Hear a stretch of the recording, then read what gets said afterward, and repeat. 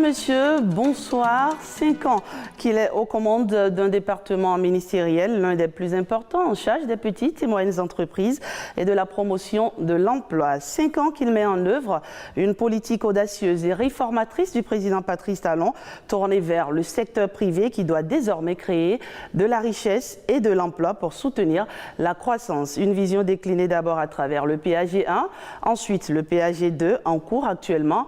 Du premier programme d'action du gouvernement au second, les résultats ont-ils comblé les attentes? Qu'est-ce qui a été fait pour promouvoir les PME et l'employabilité des jeunes? Et quels sont les nouveaux caps fixés pour la période 2021-2026 pour des entreprises davantage prospères qui offrent aux Béninois en âge de travailler un emploi décent? Eh bien, à toutes ces questions, Modeste Ionté Kérékou, ministre des Petites et Moyennes Entreprises et de la Promotion de l'Emploi, répondra.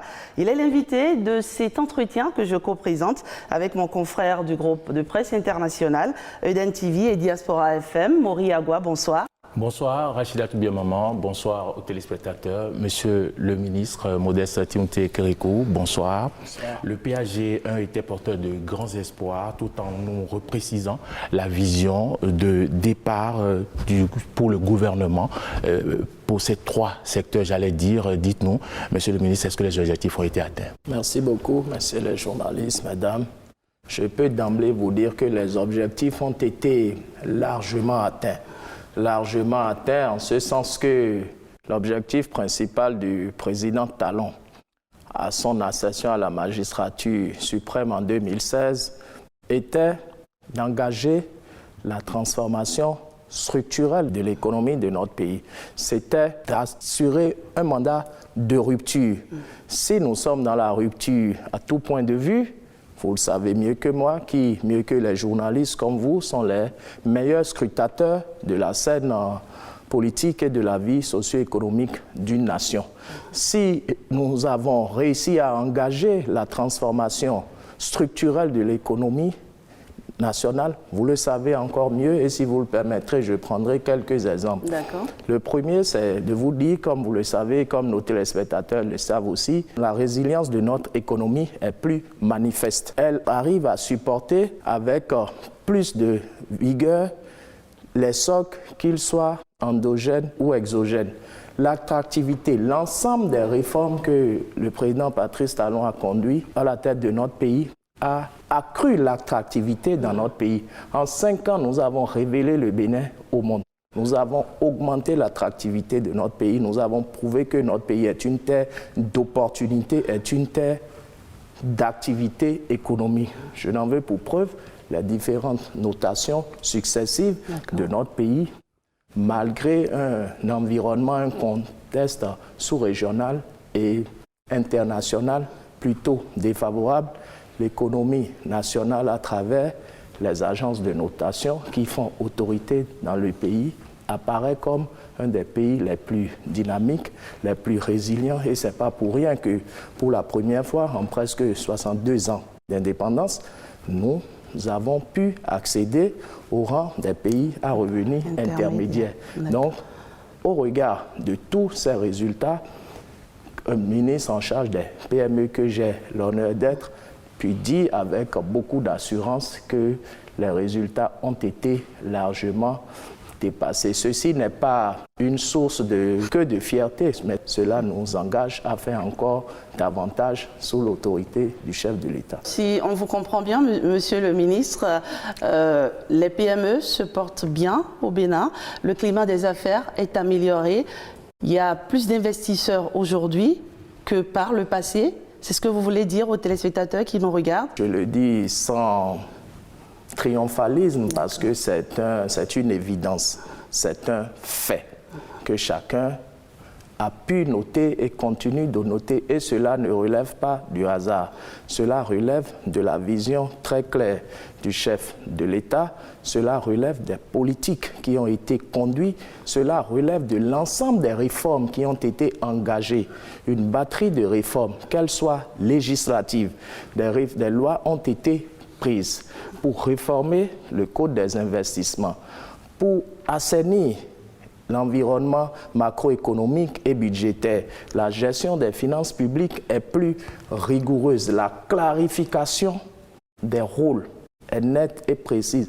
L'État s'est positionné davantage comme un facilitateur et non plus comme le principal créateur ni de richesse ni d'emploi. L'État crée les conditions tout à fait favorables pour que le secteur privé, créateur de richesse et d'emploi, puisse laisser éclore son talent, son dynamisme. Parce que l'option qui a été faite par le président de la République, l'option de notre gouvernement, c'est que la relance de l'économie nationale, la création des emplois, la création de la richesse nationale est prioritairement du rôle du secteur privé. L'État crée des emplois, c'est vrai, dans ces secteurs régaliens, mais en fonction du taux de la démographie, en fonction du flux de compétences de diplômés qui arrivent sur le marché de l'emploi et qui sont légitimement demandeurs d'emploi, il est évident, il est manifeste au Bénin comme partout ailleurs par ailleurs que l'État n'est plus en capacité d'assurer un nombre suffisant des emplois pour la jeunesse. D'accord, c'est fini. L'État-providence, c'est fini. Je ne vous le fais pas dire, madame. L'État qui doit tout le temps donner de l'emploi, c'est fini. J'ai presque envie de dire qu'il n'a jamais existé. Ce fut un leurre. On a laissé croire des choses. C'est notre conviction. C'est pour ça que nous repositionnons l'État dans son rôle régalien et nous souhaitons créer toutes les conditions attractives, incitatives pour permettre au secteur privé, aux entrepreneurs, aux hommes et aux femmes de qualité, de compétences, de pouvoir laisser éclore leur talent, leur génie, pouvoir créer des activités, de pouvoir créer de l'emploi, de pouvoir créer de la richesse. En considérant les 3 sous-secteurs que vous avez à charge, quels sont vos motifs de satisfaction après le PAG 1? Je l'ai dit tantôt, le motif de satisfaction, c'est les résultats que notre gouvernement a pu engranger. Et les témoignages que nous recevons d'ici et d'ailleurs, ces témoignages prouvent à suffisance que la vision du président de la République et les réformes sont pertinentes et étaient nécessaires parce que à la fin du mandat de notre premier quinquennat, je voudrais rappeler un marqueur essentiel pour notre premier quinquennat, quand le président de la République, dans un projet de société, dans le programme d'action du gouvernement, indiquait que la conduite de l'ensemble de ces réformes nous permettrait de générer quelques 500 000 emplois directs et indirects. Nous avons rappelé qu'à plus d'1 an de la fin de ce premier quinquennat, les services de l'Institut national de la statistique et de l'analyse économique, l'INSTAE à l'époque, INSTAD aujourd'hui, avaient dénombré, madame, plus de 600 000 emplois créés, emplois directs et indirects, au travers de toutes les réformes, tous les projets phares, les projets prioritaires. C'est toute cette batterie de réformes qui nous a permis de hisser notre pays au rang où il est et de créer, d'induire autant d'emplois pour les jeunes. Large 500 000 emplois au départ. En 2020, on était au-delà, n'est-ce pas, des attentes. Et pourtant, monsieur le ministre, les jeunes continuent de se plaindre. Ils le disent, il n'y a pas d'emploi. Ils le disent, ils sont sous-employés. Ils le disent, le taux de chômage est assez élevé. Le taux de chômage dans notre pays est de 2,3% au sens du BIT. Et le taux de sous-emploi est d'à peu près 72%. C'est vrai qu'en dépit de tous ces efforts, c'est vrai qu'en dépit de plus de 600 000 emplois créés en l'espace de 4 ans, en raison des investissements massifs que le gouvernement a conduits sur la période sous revue, ce que vous dites, les plaintes, les complaintes des jeunes, demeure ou persiste. C'est vrai, madame, pour une seule raison, de notre point de vue, c'est le stock de diplômés, de jeunes chômeurs légitimement en quête d'emploi que nous sommes venus trouver. Nous avons à gérer à la fois le stock et le flux. Toutes ces actions nous ont permis de satisfaire, de contenter beaucoup de jeunes. Mais vous savez, l'emploi n'est pas une donnée qui se décrète. L'emploi est une résultante de la combinaison d'un certain nombre de facteurs sur le marché du travail. Il se fait qu'il y a pas mal de jeunes qui ont des compétences, qui ont des diplômes, je dirais même qui ont des qualifications, mais qui ne sont pas demandés par le marché de l'emploi. Les profils demandés par les entreprises n'existent pas ou sont rares? Sont rares. Et nous avons un stock important de profils qui ne sont pas forcément demandés. Aujourd'hui, l'insertion se fait par l'activité économique. Je peux vous dire que sur nos différentes plateformes, au niveau de l'ANP, au niveau du PSIE, nous avons, même au moment où nous parlons, nous avons des places d'emploi immédiatement disponibles, mais pour lesquelles nous n'avons pas les profils correspondants en face. Se pose là l'épineuse et la récurrente question de l'adéquation entre l'offre et la demande d'emploi. Mais toutes ces questions sont prises en charge et nous essayons de les gérer avec des programmes spécifiques de requalification, de reconversion. Pour certains, d'information, de sensibilisation sur les réalités du marché de l'emploi. Si aujourd'hui, vous vous engagez dans une formation où vous êtes diplômé dans un domaine qui n'est pas demandé par le marché de l'emploi, c'est vrai que votre insertion va être relativement plus difficile. Quand vous êtes dans ce cas, c'est qu'au niveau des antennes de l'Agence nationale pour l'emploi, par exemple, nous incitons, nous facilitons une forme de reconversion en fonction des besoins du marché de l'emploi. Globalement, on peut dire que vous êtes satisfait des objectifs atteints lors du PAG 1, mais lors de la présentation du PAG 2 au secteur privé, un constat a été fait et vous l'avez approuvé, vous l'avez validé. Nous allons à présent suivre un extrait de vos propos au cours de cette présentation et on revient pour continuer l'entretien, Monsieur le ministre. Parfois que toutes ces mesures, ces disponibilités ne sont pas suffisamment sollicitées.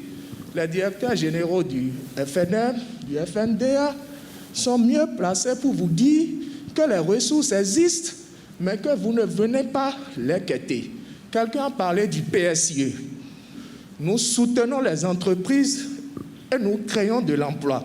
Nous donnons des possibilités aux jeunes. C'est 2000 jeunes que nous pouvons mettre chaque année à la disposition des entreprises.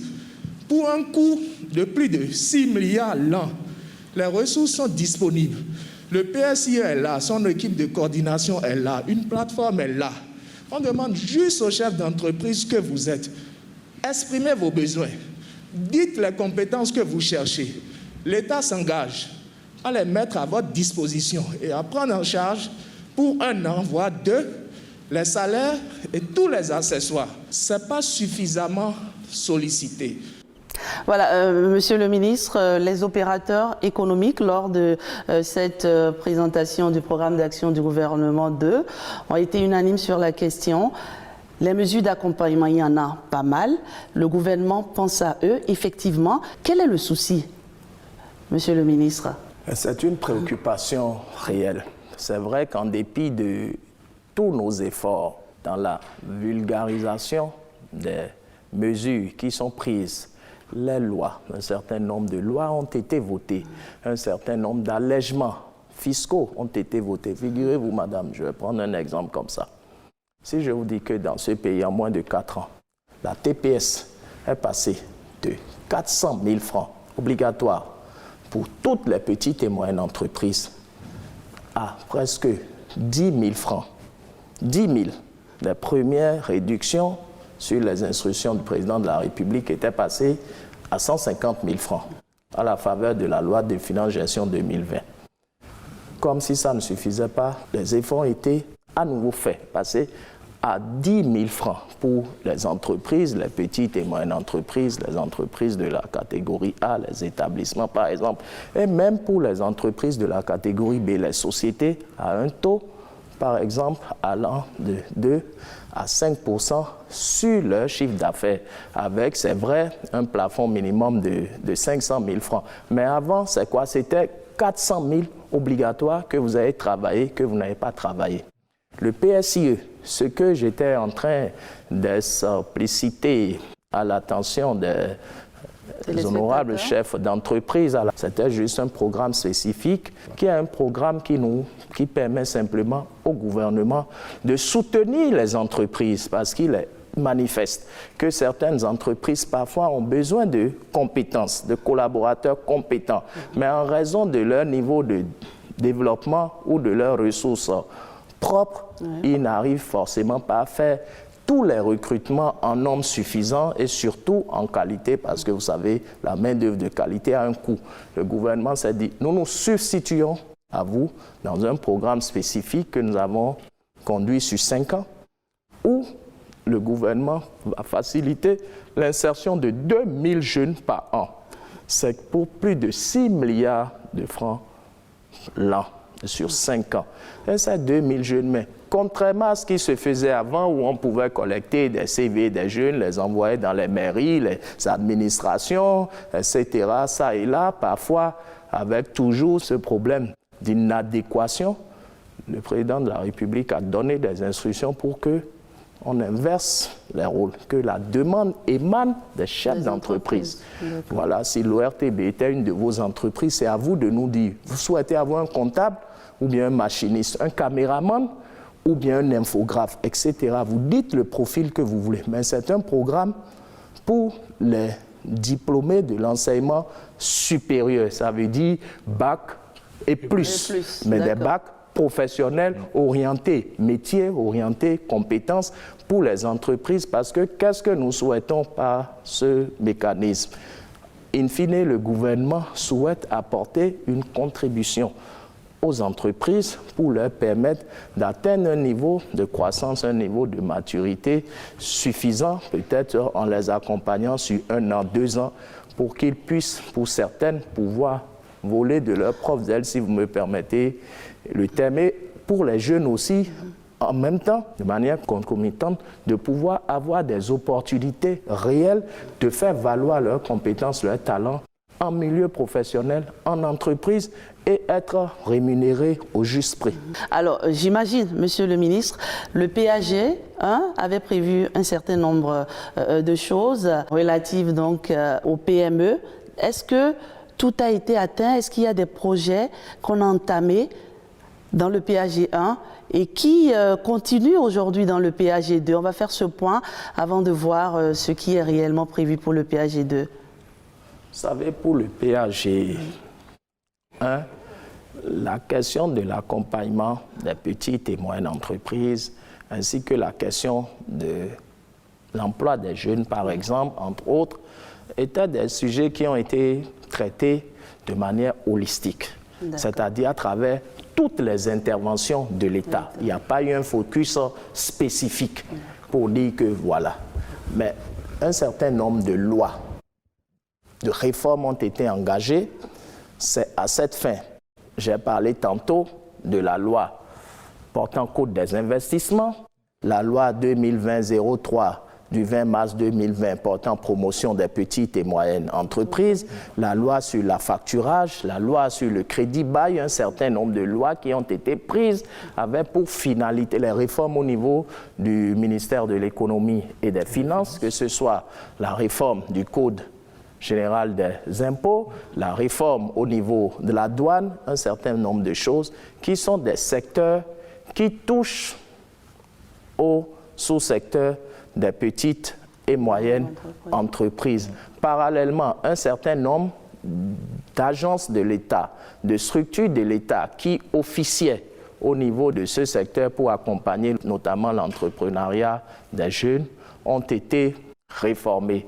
Je pense à l'Agence nationale pour l'emploi, je pense à l'ex-Fonds national de promotion de l'entreprise et de l'emploi des jeunes, le FNPEJ, un certain nombre de structures, mais tout en regardant les résultats concrets de ces agences, le gouvernement, sous le leadership du président Talon, a fini par opter pour la création d'un guichet unique de promotion des petites et moyennes entreprises. Donc désormais, tout sera centralisé. C'est exact, parce que nous avions avant, j'allais dire, une flopée de structures ou d'agences qui s'occupaient peu ou prou de ces questions-là, et qui n'assuraient pas forcément une bonne synergie entre leurs interventions, une bonne lisibilité de l'intervention et de l'action publique, le gouvernement a décidé de fédérer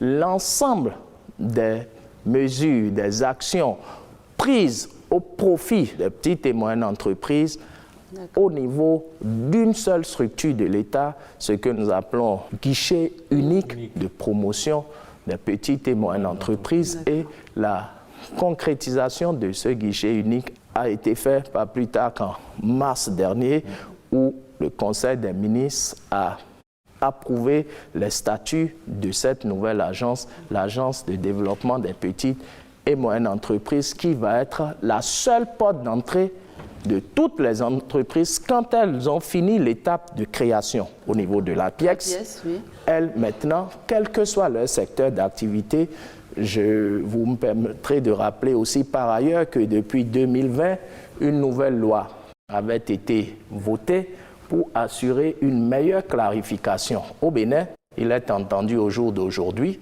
depuis 2020, que petite et moyenne entreprise, c'est toute entreprise, quel que soit son secteur d'activité, qui réalise un chiffre d'affaires annuel hors taxe inférieur ou égal à 2 milliards de francs CFA.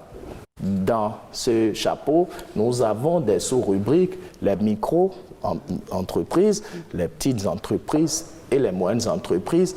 Et cette loi aussi a permis de préciser un certain nombre de mécanismes d'incitation au profit de cette catégorie d'agents, d'acteurs économiques. Donc voilà ce que je peux dire. Donc nous commençons le deuxième mandat de plein pied avec, je peux dire que c'est un des objectifs majeur du PAG 2 et qui a été rapidement opérationnalisé en exécution donc des instructions du président de la République. Et Monsieur le ministre, nous avons parlé de la création d'un guichet unique, pas encore fonctionnel, et il n'y a que actuellement, Maury, les chefs d'entreprise sont un peu perdus. Il n'y a pas d'interface, il n'y a pas d'intermédiaire. Qu'est-ce qu'ils font? Alors qu'il y a pas mal de structures quand même qui sont totalement supprimées. Qu'est-ce qu'ils font? Le guichet est en cours d'opérationnalisation. Ce guichet unique de promotion des PME, comme je vous l'ai dit, a été créé, a été formellement approuvé par le Conseil des ministres depuis mars dernier. Nous sommes en train de travailler avec le bureau d'analyse et d'investigation, le BAI de la présidente de la République, pour opérationnaliser les interventions de ce guichet. Cette agence va faire à la fois de l'accompagnement non financier et de l'accompagnement financier. Sur l'accompagnement non financier, ça va être déjà l'identification, la catégorisation des entreprises, la restructuration. Sur l'accompagnement financier cette fois-ci, c'est à ce niveau que, conformément à la loi, avec les services techniques du département ministériel dont j'ai la charge, la présidence de la République, le ministère de l'économie et des finances, nous travaillons à structurer les nouveaux véhicules financiers que cette agence va déployer au service des petites et moyennes entreprises. Parce que les petites et moyennes entreprises, le sujet est connu, elles ont souvent des difficultés d'accéder au financement bancaire auprès des banques commerciales de la place. Vous savez, il n'est pas du rôle de l'État, il n'est pas du rôle du gouvernement, encore moins du rôle du département, comme celui en charge des PME, de dispenser du crédit. Nous ne savons pas les faire. Mais il y a des garanties, vous pouvez faciliter... Il y a des professionnels, mais notre rôle pourrait être, par exemple, ce que vous dites, de faciliter en offrant un certain nombre de garanties. Mais certaines institutions, le FONAGA et d'autres, ont déjà eu à opérationnaliser un certain nombre de mécanismes de garantie avec des succès et des résultats divers. C'est ce que nous avons fini d'analyser, d'observer, et c'est pour ça que nous voulons proposer à travers cette nouvelle agence des mécanismes, je dirais, innovants, des mécanismes ou des véhicules financiers non encore usités jusque-là pour tenter. J'aime beaucoup paraphraser le président de la République quand il disait par exemple, madame, Si nous faisons les choses comme elles ont toujours été faites il y a 10, 20, 30 ans, au mieux, et avec beaucoup de chance, nous aurons les mêmes résultats qui ne nous ont pas satisfaits. Si nous voulons espérer, escompter de nouveaux résultats, il est évident, il est tout à fait normal que nous puissions essayer des mécanismes plutôt audacieux, plutôt innovants. Et c'est ce que nous sommes en train de faire. Les agences qui étaient en place, les services qu'elles dispensaient au profit des PME, nous avons un mécanisme de transition qui permet de toujours assurer ces prestations en attendant que la nouvelle agence de développement des petites et moyennes entreprises ne rentre vraiment en scène et ne déploie un paquet homogène de services pour pouvoir adresser les missions que le gouvernement lui a conférées. Pour l'instant, en attendant l'opérationnalisation du guichet unique, si j'ai par exemple un besoin d'un business plan, si j'ai besoin d'informations par exemple, où je vais, monsieur le ministre? Pour être concret, si vous avez besoin d'informations, vous savez que vous pouvez les prendre au niveau des agences et des structures spécialisées du secteur privé. Il y a par exemple la Chambre de commerce et d'industrie du Bénin. Il y a le ministère dont nous avons la charge qui dispose d'une direction, d'une DPPME, la direction, la promotion des petites et moyennes entreprises. Il y a la Chambre de commerce, je l'ai dit tantôt. Les fêtières du secteur des PME, je pense au Conseil national du patronat du Bénin, je pense à la CONEP et d'autres. Vous savez, madame, malheureusement, on ne peut pas faire d'omelette sans casser des œufs. Quand on veut bien faire, cela prend parfois quelques temps, parce qu'il faut surtout ne pas confondre la vitesse à la précipitation. Ce gouvernement-là, sous les auspices du président Patrice Talon, n'est pas un gouvernement qui a l'habitude ni de la précipitation, ni des annonces. Nous travaillons à structurer les choses et quand nous commençons, nous les commençons plutôt bien. Donc voilà ce que je peux vous dire. Je comprends l'impatience des chefs d'entreprise que vous essayez de relayer. Je veux dire à leur attention que c'est encore quelques semaines de patience. Et bientôt, ils pourront apprécier par eux-mêmes si les fruits tiendront la promesse des fleurs ou pas. Vous avez un certain nombre de projets. Nous allons aborder à présent le secteur de l'emploi. Et concernant le projet dénommé Prodige, vous avez mené un certain nombre d'actions et donc on va suivre l'élément témoin et nous allons revenir pour continuer l'entretien. Contribuer à la réduction du sous-emploi des jeunes est l'un des objectifs du gouvernement béninois à travers Prodige, entendez projet d'inclusion des jeunes. Appuyé par la Banque mondiale, le dit projet soutient dans sa composante 1 un dispositif dénommé Azoli qui signifie chemin de l'emploi. Et c'est au titre de son implémentation que 100 jeunes sont en stage apprentissage dans le complexe Les Triangles à Komiguia dans la commune de Ndali. Aujourd'hui, avec le projet d'inclusion des jeunes et le dispositif Azoli, nous venons vous dire que vous êtes notre or. Nous croyons en vous et nous voulons investir en vous pour que vous puissiez réussir parce que nous sommes persuadés que vous pouvez le faire.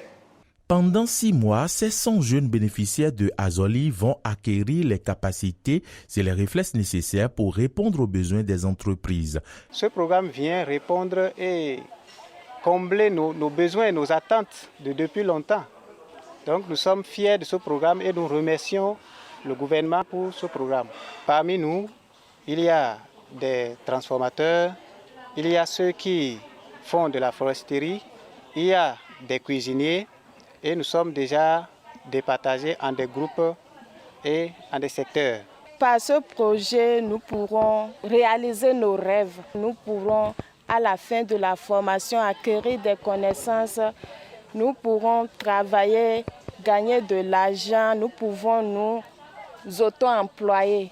Ce qui fait plus notre joie et ce qui nous aide vraiment à tenir à avoir la volonté, c'est que l'État a pris tout en charge. Et nous sommes hébergés, nous ne nous plaignons pas. Et durant tout le long de de la formation, nous aurons souvent une somme chaque mois. Cela nous permettra vraiment d'avoir les idées en place. Toujours dans le cadre des activités du ministère, 85 motos ont été mises à disposition des agents des unités locales de promotion de l'emploi ULP du département du Borgou. Lesquelles unités ont été instituées dans le cadre de l'exécution de la politique de territorialisation de la lutte contre le chômage. Vous êtes amenés à animer des séances d'information auprès de la cible, qui peuvent être à des distances très éloignées de la commune ou de l'arrondissement central. Et donc, pour pallier à d'éventuelles difficultés inhérentes à votre cahier de charges, le gouvernement s'est fait accompagner par un projet, le projet d'inclusion des jeunes, qui a pris en charge le volet, je dirais, soutien à l'installation.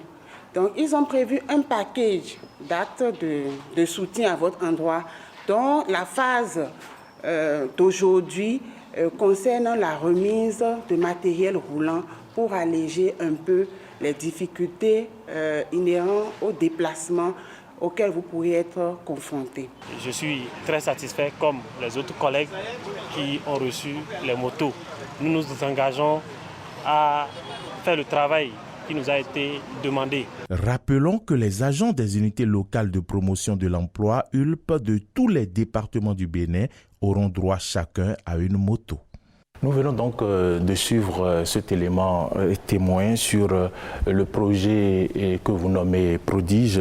Modeste Kérékou, dites-nous, qu'est-ce qui se fait en ce qui concerne ce projet-là? Vous avez un projet dédié aux gens, peu ou pas instruits? Merci beaucoup de me donner l'opportunité de clarifier un peu le projet d'inclusion des jeunes connu sous l'acronyme de Prodige.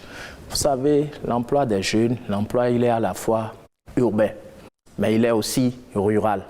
Tous les jeunes ne sont pas que dans nos centres urbains. Nous avons des jeunes aussi dans nos départements, dans nos communes, dans nos arrondissements ruraux aussi, qui ont le droit à un emploi. L'emploi, il est à la fois pour les jeunes qualifiés, compétents, mais il est à la fois également pour les jeunes peu ou pas formés ou qui ne sont pas détenteurs de diplômes universitaires ou de qualifications professionnelles. Le gouvernement du président Patrice Talon, ne voulant laisser personne de côté, a en relation avec la Banque mondiale conçu cet important projet. C'est un important projet pour nous, le Prodige. Parce que le Prodige a vocation à accompagner dans l'emploi les jeunes peu ou pas du tout instruits. Le niveau de formation, le niveau de diplôme est au maximum le BEPC. Le BEPC. Le brevet d'études du premier cycle. D'accord. Les jeunes dont l'âge est compris entre 18 et j'allais dire 40 ans. Le Prodige a vocation à accompagner 25 000 jeunes, c'est un projet sur 5 ans, 25 000 jeunes à l'emploi à travers un dispositif qu'on a appelé Azoli. Azoli, il faut l'entendre en fond, le chemin de l'emploi. Le Prodige a vocation à accompagner 6 000 jeunes dans l'entrepreneuriat à travers des formations spécifiques et une mise à disposition de subventions pour faciliter leur installation, pour qu'ils développent des activités pouvant assurer leur insertion économique, leur inclusion sociale. Et enfin, le Prodige a vocation à accompagner 4 000 autres jeunes, toujours de cette catégorie, donc soit en tout et pour tout, 25 000, plus 6 000, nous sommes à 31 000, plus 4 000, nous sommes à 35 000. Nous sommes à 35 000.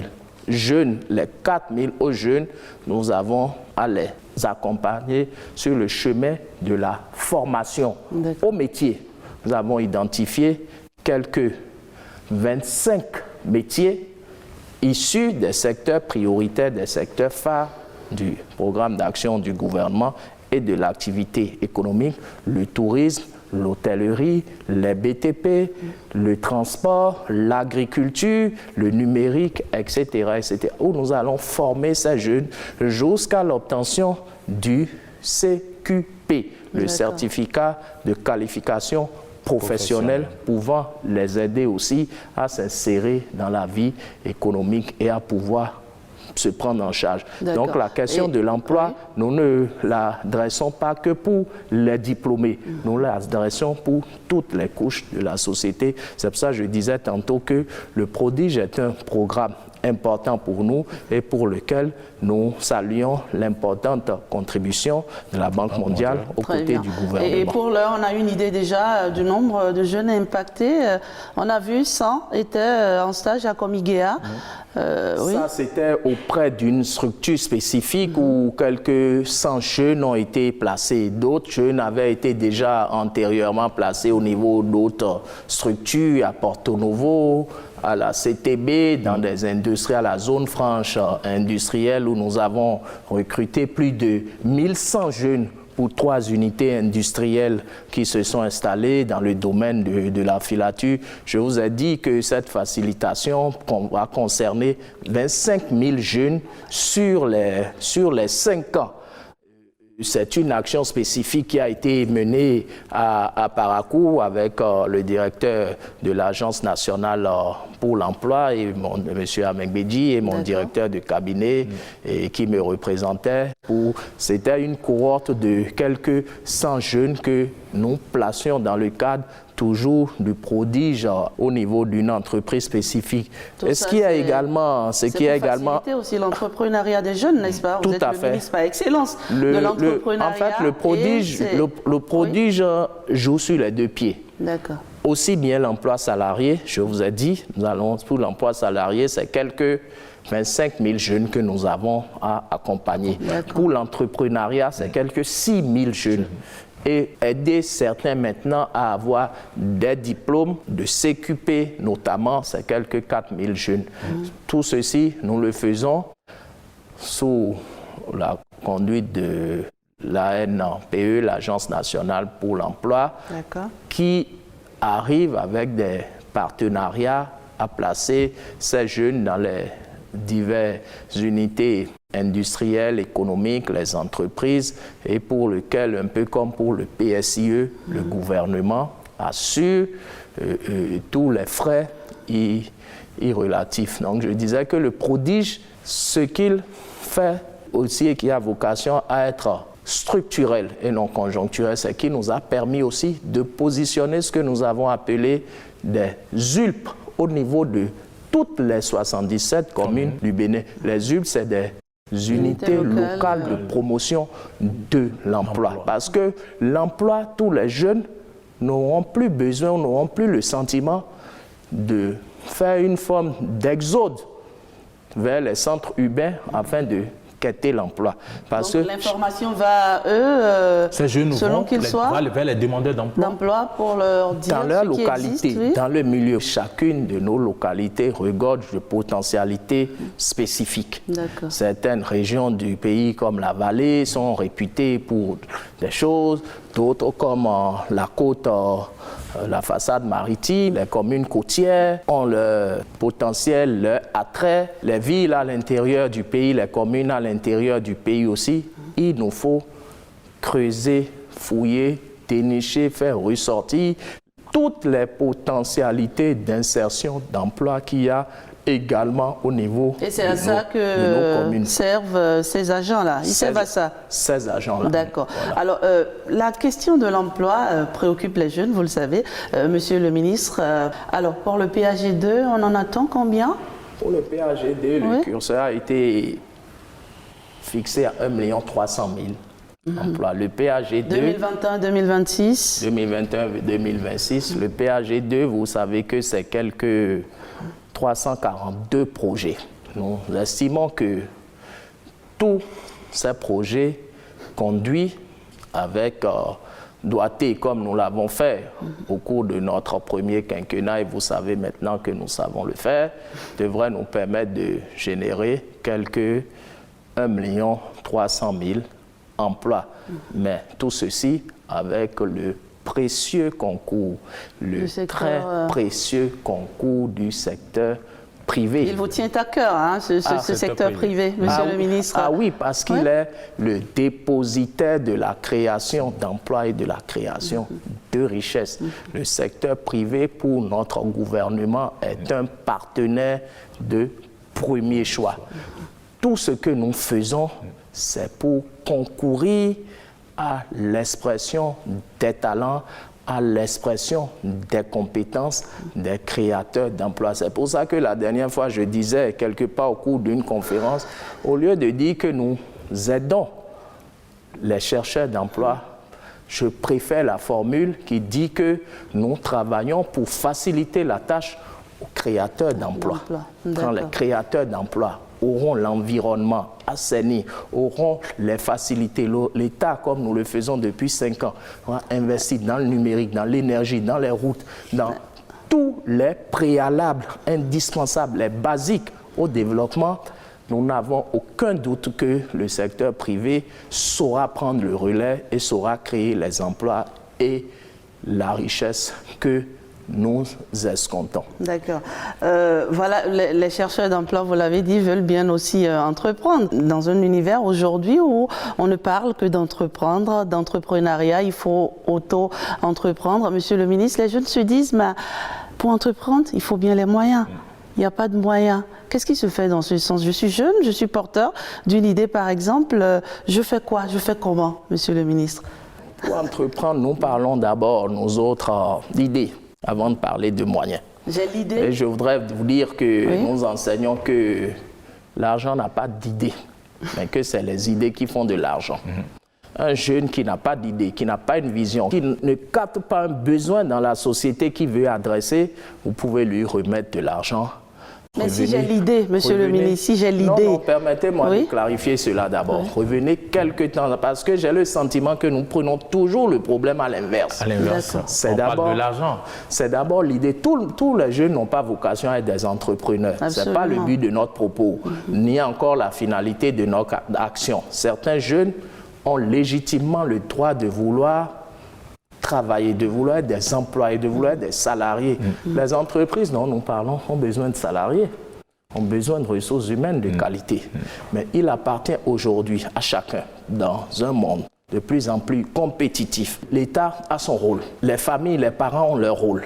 Les formateurs, les universités ont leur rôle. Même vous, la presse, à travers l'éveil des consciences, à travers la conscientisation. Mais il ne faut pas que nous continuions de tenir des discours qui ne vaillent pas. Qu'est-ce qu'il faut dire alors aux jeunes, monsieur le ministre, puisque le temps y court déjà, il faut dire quoi aux jeunes qui veulent entreprendre? Quel est le message que vous voulez leur porter? Le message que je veux dire aux jeunes, c'est pour dire que la réussite est sur tous les chemins. D'accord. On peut réussir sa vie en tant que travailleur, en tant que salarié, de tous les secteurs possibles. On peut réussir sa vie en tant qu'artisan. On peut réussir sa vie en tant qu'agriculteur, en tant qu'exploitant agricole. Mais on peut également réussir sa vie en tant que commerçant, en tant que promoteur, en tant que chef d'entreprise. Je dirais même en tant que capitaine d'industrie. Ça veut dire la réussite, il est à tous les niveaux. C'est à chaque jeune, face à lui-même, face à ses potentialités, face à toutes ses compétences, de se frayer son chemin. L'État crée les conditions favorables pour les uns et les autres, selon que vous optez, que ce soit pour le secteur de l'auto-emploi, l'entrepreneuriat, que pour le secteur de l'emploi salarié. Tous les jours qui se font, madame, au moment où nous sommes en train de parler ici, un jeune est en train de signer un contrat quelque part. Absolument. Mais c'est qu'il a une compétence qu'une entreprise, qu'un offreur d'emploi recherche. Donc voilà ce que je peux vous dire pour dire que l'espoir, il est permis. Les perspectives sont bonnes. La majorité des clientants sont ouverts dans notre pays, mais il est du devoir, il est du rôle de chacun de se déterminer et de savoir qu'il doit mettre tout en œuvre pour saisir la moindre chance, la moindre opportunité qui pourrait se présenter à un moment ou à un autre. Très bien. Sur l'artisanat, la Chambre des métiers prévue par le PAG1 a été créée. Effectivement. L'artisanat, voilà, je le disais d'entrée, un important secteur, le deuxième corps social le plus important dans notre pays.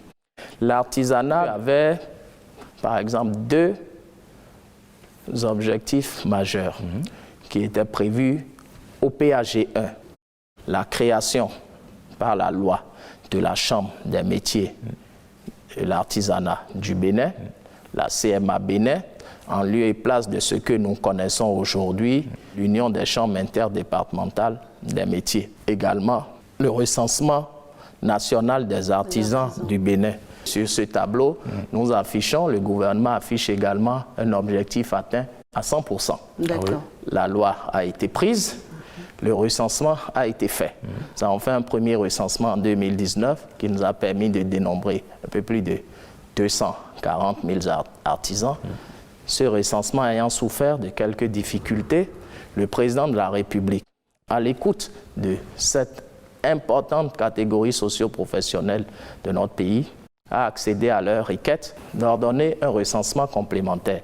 Ce recensement complémentaire a eu lieu, madame, messieurs les journalistes. Au terme des deux recensements, si j'ai bonne mémoire, nous avons aujourd'hui, dans le registre biométrique des métiers de l'artisanat, dénombré, recensé quelques 452 246 artisans individualisés avec toutes les informations, y compris les empreintes digitales. Certains artisans ont commencé par recevoir leur carte biométrique. Le projet ARCHE est un projet qui assure la stratégie, la politique de la protection sociale du gouvernement. Dans son volet formation surtout? Mais son volet formation, oui. Merci madame, adresse exclusivement les artisans. Et ce volet formation, à la suite du volet microcrédit, est déjà en cours, du moins dans sa phase pilote, qui nous a permis d'identifier et de prendre en charge 22 métiers issus de 15 corps de métiers. 22 métiers les plus porteurs en ce moment, toujours dans les secteurs que j'ai évoqués, les BTP, l'hôtellerie, le transport, le tourisme, etc., etc., où nous sommes dans la phase pilote dans 8 communes pilotes. Cette phase pilote, nous allons l'opérationnaliser, j'allais dire, pour à peu près 1 ou 2 années avant d'aller à la généralisation. Le secteur de l'artisanat, c'est une contribution de 13% à la formation du produit intérieur brut. Le président de la République souhaite que nous doublions cette contribution, voire même que nous la triplions. Pourquoi pas? Parce que c'est un secteur important.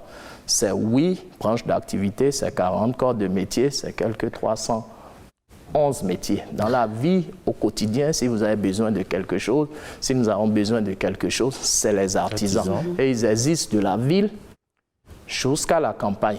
Mais pour leur permettre de contribuer à la juste mesure de leur capacité, il faut les former, il faut les professionnaliser, il faut les aider à mieux s'équiper. C'est cette stratégie que le président Patrice Talon met en œuvre, notamment à travers ARCHE, mais qui sera amplifiée quand leur nouvelle chambre consulaire, la chambre des métiers de l'artisanat, sera mise en œuvre. Nous sommes dans les dernières phases préparatives aux élections.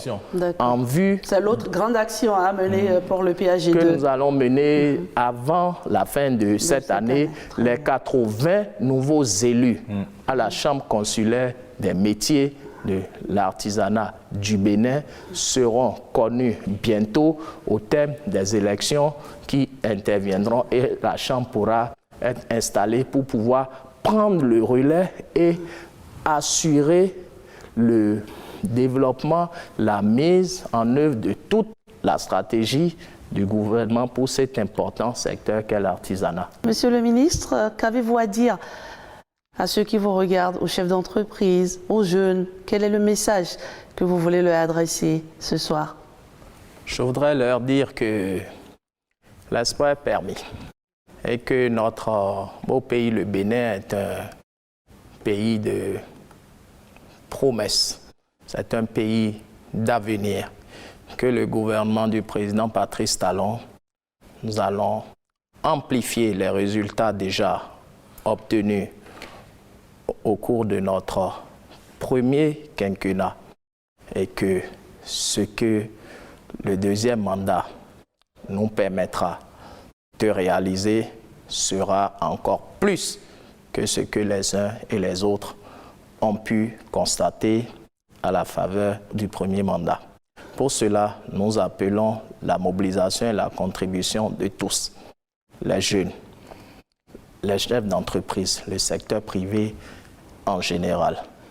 Voilà, c'est un mot d'espoir, c'est un mot d'exhortation que je voudrais dire à l'endroit de tous ceux qui ont pris, je l'espère bien, du plaisir à suivre cet entretien ce soir.